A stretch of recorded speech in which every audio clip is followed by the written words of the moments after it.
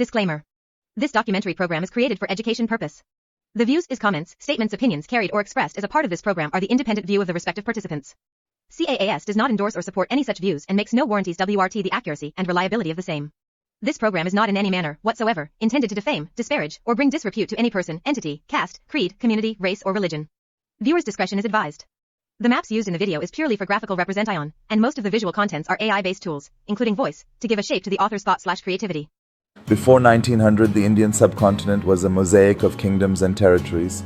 The vast lands were divided into majestic empires like the Mughals and smaller princely states, each with its own culture and governance. Major rivers carved the landscape while mountain ranges served as natural borders.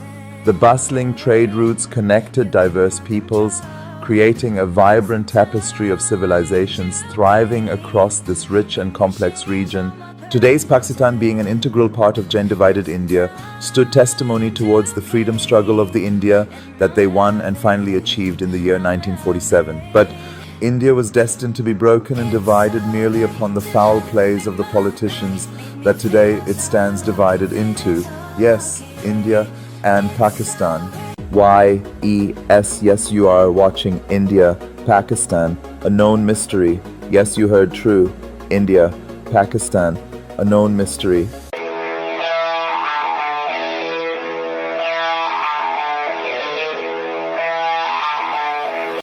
In the annals of time, there exist stories that shape nations, define identities, and echo through generations. Our story today is one of such profound impact, a narrative woven with threads of shared heritage, momentous decisions, and a journey into two distinct destinies. We speak of the lands now known as India. Before 1947, this vast, vibrant land was a single entity, a mosaic of cultures, religions, and traditions that had coexisted, intertwined, and evolved over centuries. From the snow-capped Himalayas to the shores of the Indian Ocean, people lived side by side, building shared histories, celebrating common festivals, and contributing to a rich composite civilization. It was a place where different faiths found common ground, where languages borrowed from each other, and where the everyday lives of communities were deeply interconnected. As the era of colonial rule drew to a close, the aspiration for self-governance swept across the subcontinent. Yet amidst the fervent desire for freedom arose a complex challenge. How would this diverse land transition to independence? The decision ultimately was to create two sovereign nations, India and Pakistan. This momentous event, known as Partition, promised self-determination but brought with it an unforeseen wave of human tragedy. The lines drawn on maps became lines drawn through hearts. The line of control originated from the name Ceasefire Line, CFL. Among the many complex issues that arose from partition, the fate of the princely state of Jammu and Kashmir became a point of enduring contention. With its unique history and diverse population, it found itself at the heart of competing claims. Soon after independence, events unfolded rapidly, leading to military conflicts. Today, the region remains divided by a line of control, a demarcation that emerged from these early conflicts, with both nations administering different parts of the territory, each with their own deeply held perspectives and historical narratives regarding its accession and status. Homes were abandoned, families displaced, and communities once intertwined found themselves on opposite sides of a new frontier. Millions undertook arduous journeys, leaving behind ancestral lands, shared memories, and a way of life that would forever be altered. It was a time of immense human suffering where the joy of independence was tragically overshadowed by the pain of separation. A collective regret perhaps for the paths taken and the peace lost. Ladies and gentlemen, the history between India and Pakistan is complex and tumultuous, marked by numerous conflicts and wars. The first major war between India and Pakistan was immediately after the partition of these two countries in 1947. The partition witnessed a huge toll from both sides. Massacre of the innocents of Mohammedans on the one hand and that of the Hindus and Sikhs on the other. Announcements from the new Indian territory to Pakistan.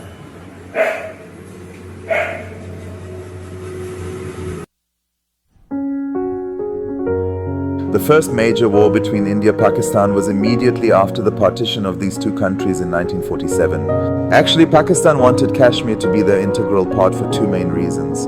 Firstly, due to 6 major rivers of Indus flowing through Kashmir to Pakistan, and secondly, majority of Dot population being Muslim. but when they learnt that Kashmir did not want to be Pakistan's part and rather preferred to be independent, consequently the Pakistan army backed by tribal militias invaded Kashmir, prompting India to intervene after Kashmir's accession with India in the month of October 1947. By the time India intervened and ceasefire declared, Pakistan had annexed Poonch and Gilgit region. The conflict ended with a ceasefire and the establishment of the line of control.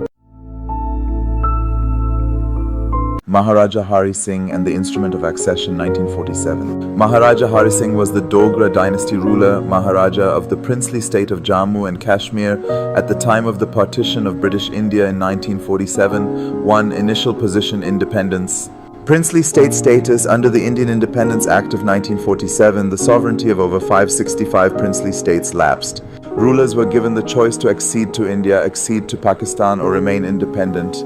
Maharaja's intent: Hari Singh, a Hindu ruler of a Muslim majority state, initially sought to remain independent. He feared losing his monarchical power if he joined a democratic India. Standstill agreement: Hari Singh signed a standstill agreement with Pakistan in August 1947 to maintain essential services like communications and trade, but he did not sign one with India. 2. The crisis and invasion. In October 1947, Pashtun tribesmen from Pakistan's Northwest Frontier Province, NWFP, supported by the Pakistani army, invaded Jammu and Kashmir.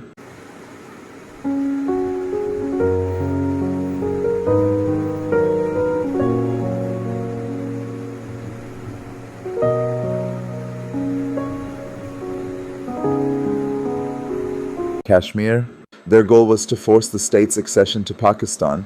Collapse of state forces: the Maharaja's forces were unable to repel the well-armed invaders, who rapidly advanced toward the capital, Srinagar. Reports of violence, looting, and atrocities against civilians were widespread. Request for help: facing an existential threat and the imminent fall of Srinagar, Hari Singh urgently appealed to the Dominion of India for military assistance. 3. The signing of the accession treaty. Condition for aid: India's leaders, led by Governor-General Lord Mountbatten and Deputy Prime Minister Vallabhbhai Patel, made it clear that India could not legally deploy troops into an independent state. Military assistance was strictly conditional on JK first acceding to India. The document: the Maharaja was left with no choice and signed the Instrument of Accession (IOA).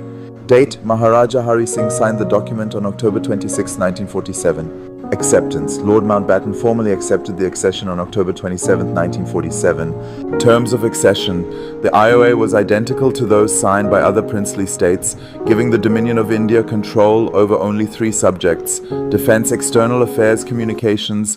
The document explicitly stated that all other powers in the Maharaja's sovereignty remained intact. This limited nature of accession later led to the formulation of Article 370 of the Indian Constitution, granting JK special status. Immediate aftermath: immediately upon acceptance, the Indian army was airlifted into Srinagar on October 27, 1947, preventing the city's capture by the invading forces and commencing the First Kashmir War. The Indo-Pak War of 1965 was a major conflict between India and Pakistan that took place from August 5 to September 22, 1965. Here's a detailed overview, keeping the unsolved disputed Kashmir issue in mind. Pakistan, with a perception that India could have exhausted in terms of resource and also physically and morally after the Sino-Indian War of 1962, launched an operation against India called Operation Gibraltar on August 1965. Thousands of armed infiltrators, mostly Pakistani army soldiers disguised as Kashmiri locals, crossed the ceasefire line, CFL, and entered into Indian territory of Kashmir. The goal was to provoke the local rebellions against Indian rule and seize control of the region. The war actually began with some skirmishes in the Ran Kutch, the then disputed area between Gujarat and Sindh. India responded with military operations to expel the infiltrators and protect its territory. Late, the conflict escalated, with both sides engaging in tank battles, airstrikes, and infantry clashes. Notable battles took place in the Hajipir Pass, Titwal, and Cham sectors. The war ended with a ceasefire on September 22, 1965, mediated by the international community. Later, on January 10, 1966, with Russian interference, an agreement popularly known as the Tashkent Agreement was signed, which restored pre-war borders and established a ceasefire line. The 2-month held war left behind it countless human losses, leading to tens of thousands of casualties. The war had a substantial economic impact on both countries, diverting resources from development to military spending. This war further aggravated India-Pakistan relations, contributing to ongoing tensions and future conflicts. The 1965 war highlighted the deep-seated issues between India and Pakistan. The 1971 India-Pakistan War, also known as the Bangladesh Liberation War, was a defining moment in the history of South Asia, culminating in the birth of the independent nation of Bangladesh. This conflict, though officially lasted only 13 days, was the culmination of a deep-rooted political and humanitarian crisis. The roots of the 1971 crisis lay in the failure of the two geographically and culturally distinct wings of Pakistan, East and West, to coexist peacefully after the 1947 partition of British India. East Pakistan Bengali majority felt that they were systematically marginalized, suffering political domination and economic exploitation by the ruling elite of West Pakistan, the present Pakistan. The imposition of Urdu as the sole state language despite the Bengali majority in the East fueled the Bengali language movement and solidified cultural nationalism. The 1970 elections brought a major revolution led by Sheikh Mujibur Rahman of Awami League. He advocated for greater autonomy for East Pakistan. He won a landslide national majority in the 1970 general elections. The West Pakistani military establishment refused to transfer power. This led to massive civil disobedience in the East. In March 1971, the Pakistani military launched Operation Searchlight, a brutal crackdown intended to suppress the pro-autonomy movement. This operation involved systematic atrocities, including mass killings, rape, and the targeting of intellectuals and the Hindu minority, which amounted to a genocide. The violence triggered an unprecedented humanitarian crisis, forcing an estimated 10 million Bengali refugees, predominantly Hindus, to flee across the border into neighboring India. India initially provided shelter, support and training to the Mukti Bahini Liberation Force. India launched a global diplomatic campaign to draw international attention to the genocide and refugee crisis, but ultimately failed to secure a political resolution from Pakistan. The 1971 Indo-Pak War was a pivotal conflict between India and Pakistan that resulted in the creation of Bangladesh. The escalation was sparked by the Bangladesh Liberation War in East Pakistan, where the local population, known as Bengalis, sought independence from West Pakistan due to economic and political discrimination. India supported the Mukti Bahini, the Bengali guerrilla force, with arms and training. On December 3, 1971, Pakistan launched Operation Chengiz Khan, a series of preemptive airstrikes on Indian air bases. The Indian Navy launched Operation Trident and Operation Python, crippling Pakistan's naval power by destroying ships at the Karachi port. On December 16, 1971, Pakistan signed the Instrument of Surrender before the Indian Army. Over 93,000 Pakistani soldiers surrendered, marking the largest military surrender since World War II. The war resulted in the independence of East Pakistan, which became the new nation of today's Bangladesh.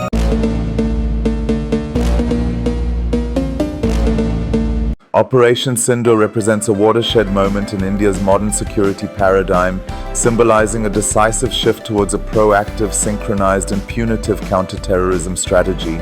Launched in May 2025, the operation was a direct and forceful retaliation to the horrific terrorist attack on civilians in Pahalgam, Jammu and Kashmir, which claimed 26 lives. It was a targeted strikes aimed to neutralize terrorist training camps, launch pads and operational headquarters. Operation Sindoor was designed to preempt and deter cross-border terrorism, signaling India's resolve against state-sponsored terrorism. The operation demonstrated India's commitment to precision and restraint, avoiding civilian and military targets. It was a tri-service operation with the Indian Army, Navy and Air Force collaborating in the operation, utilizing advanced weaponry and surveillance systems. 9 terror-linked sites were targeted, including Markaz Taiba in Muridke, Leti headquarters, and Markaz Subhan Allah in Bahawalpur, GEM headquarters. Satellite imagery reportedly showed significant damage to targeted camps with over 100 terrorists. The operation received widespread media attention, with many outlets painting India's actions in a favorable light. Decades have passed since those foundational moments. India and Pakistan have each forged their own distinct national identities, celebrated their unique achievements, and faced their individual challenges. Yet the echoes of their shared past, the common threads of culture, language, and even family histories, continue to bind them in subtle yet profound ways. Despite the political divisions and historical disagreements, the people of India and Pakistan share an undeniable bond. Their music often resonates with similar melodies, their literature explores common human experiences, and their culinary traditions tell tales of a shared palate. When their athletes compete, a friendly rivalry ignites, often accompanied by mutual respect. There's an unspoken recognition of a shared ancestry, a brotherly spirit that yearns to transcend barriers. The dream of a united subcontinent may be a relic of the past, but the hope for a future built on understanding, respect, and peace remains vibrant. Imagine a world where the borders are merely lines on a map, not chasms between hearts, where the energy spent on contention could be redirected towards collective prosperity, shared innovation, and mutual growth. Perhaps the greatest regret of partition isn't just the division of land, but the missed opportunities for unwavering brotherhood. But history is not just about what was, but what can be. The story of India and Pakistan is an ongoing one, with new chapters waiting to be written by every generation. May these future chapters be filled with empathy, dialogue, and a profound appreciation for the shared spirit that continues to connect these two great nations. As we conclude this journey through the complex history of India and Pakistan, one thing becomes clear: the mystery isn't the conflict itself, but how two nations born from the same womb can be so intricately entwined yet perpetually at odds. The Kashmir dispute, and all odds will ever or not be solved? Are there a problem with solution? The question is, can we break free from the shackles of history and forge a new path forward? Can we find a way to reconcile our differences and work towards a future where both nations can thrive? The answer lies not in the past, but in the choices we make today. Will we continue down the path of conflict and hostility, or will we choose a different route, one of dialogue, understanding, and peace? The mystery of India and Pakistan may never be fully solved, but one thing is certain: the future is ours to shape. Let's choose wisely. If you appreciate our video and its mission, please take a moment to like, share, and subscribe. Your support goes a long way in raising awareness for our cause. We invite you to visit our NGO, CAS, by searching for us on Google. If you find value in our work, we would love for you to rate us with a 5-star review. Every positive rating helps us reach more people who care about animal welfare. Additionally, don't forget to explore our website for more updates and ways to get involved. Subscribe to stay informed about our latest initiatives and events. If you're passionate about animal welfare, consider reaching out. You can contact us via phone or email at snickhat2016@gmail.com or jemuralablair@gmail.com. Together, we can create a better world for our furry friends.